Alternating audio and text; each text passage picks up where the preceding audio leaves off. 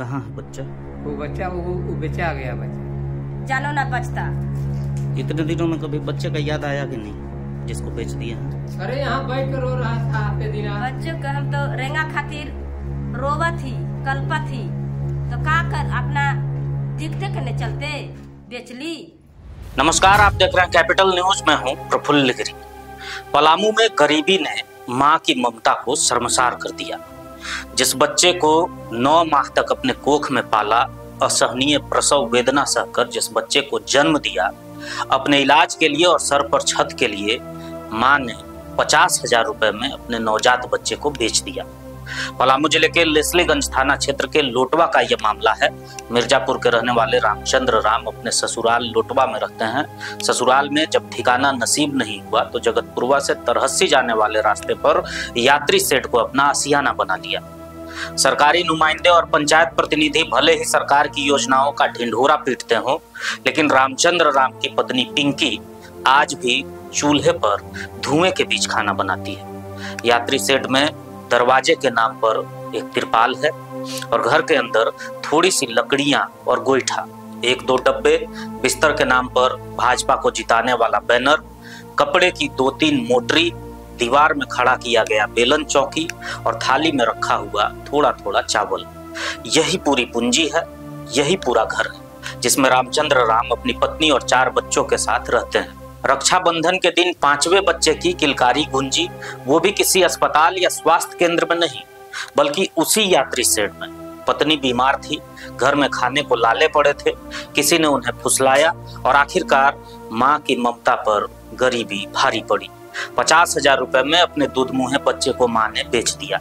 मां बच्चे को बेचने के बाद अकेले में बैठकर रोती थी, लेकिन दुनिया को उसने दिखाया कि उसे कोई गम नहीं है, क्योंकि जिसने बच्चा खरीदा उसने डराया था कि किसी भी सूरत में ये बात बाहर नहीं आनी चाहिए और अगर बाहर आई तो पैसे वापस करने पड़ेंगे। कुंदरी के ही चटकपुर निवासी करधनी पासवान के रिश्तेदार के पास लातेहार में बच्चे को बेचा गया है। इसे सुनकर सब लोग हैरत में। हमने दोनों पति पत्नी से बात की।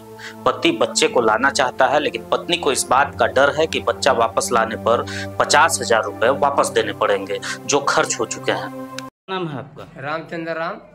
कहाँ के रहने वाले हैं रामचंद्र जी? मिर्जापुर उत्तर प्रदेश, जिगना गौरा।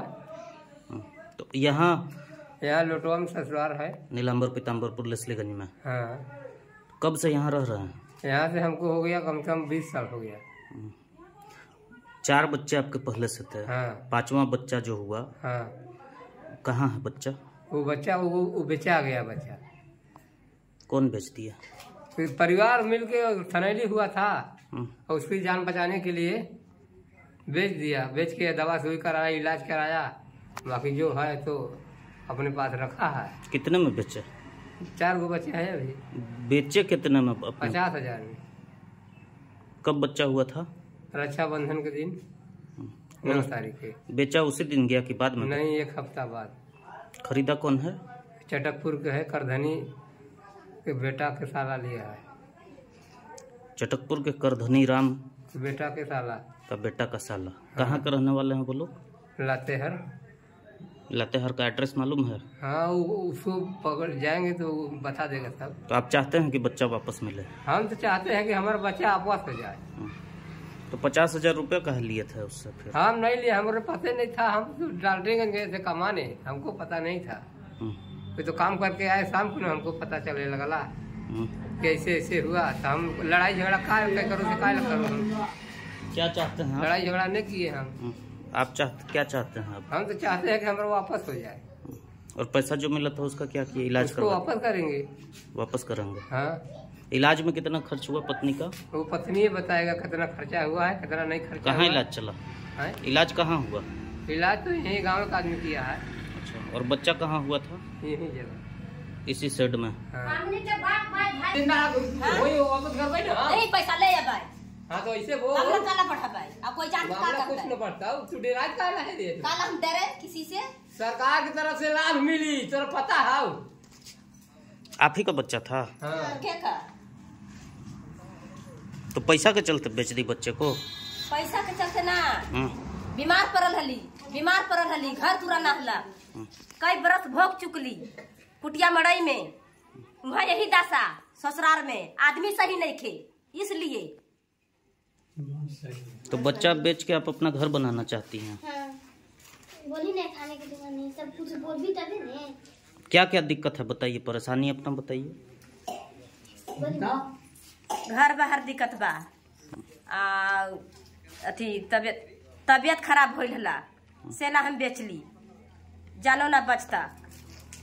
कितना में बेचे? कम पैसा में का करूं? कितना कम पैसा में? 50,000। तो अब चाहते हैं आपके बच्चा वापस मिल जाए आपको? याद नहीं आ रहा है बच्चे का? ना बोल बता दे। अब तो पैसा देले हलान तो खर्चा हो गई। क्या में खर्चा कर दिए? तो कैसे ले भाई? क्या में खर्चा कर दिए? सामान गिरवावा थी, घर बनाई, कहाँ रहा? सुई दवा करैली, ज्यादा पैसा लगला, अभी आओ पैसा लगी, अभी ठीक नहीं हम होए। घर आपका सरकारी योजना चलता है, सरकार घर बनाती है गरीब लोगों के लिए। पता बा हमरा, सरकार के लिए मिल जाए तबे न जाना। तो घर अगर आपका मिल जाए और बच्चा भी मिल जाए तो कैसा रहेगा? अच्छा,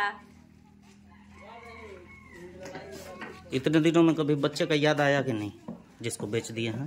अरे यहाँ बैठ कर रो रहा था आते दिन। बच्चों को हम तो रेंगा खातिर रोवा थी, कल्पा थी, तो का कर अपना दिखते करने चलते बेचली।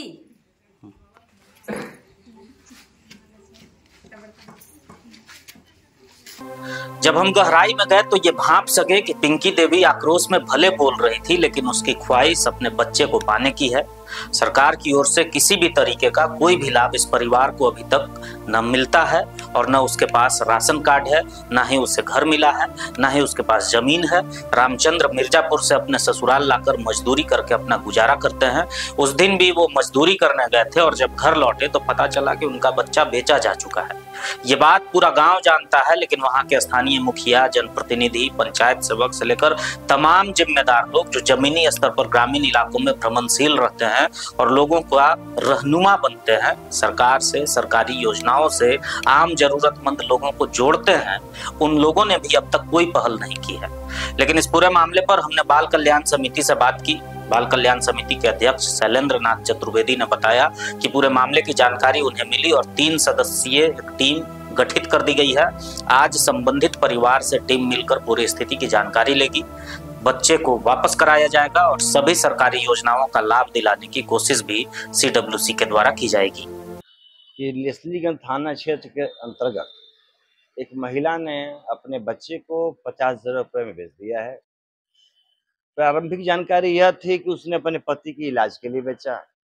फिर ये भी जानकारी है कि महिला बहुत गरीब है, वगैरह वगैरह बहुत सारी बातें हैं।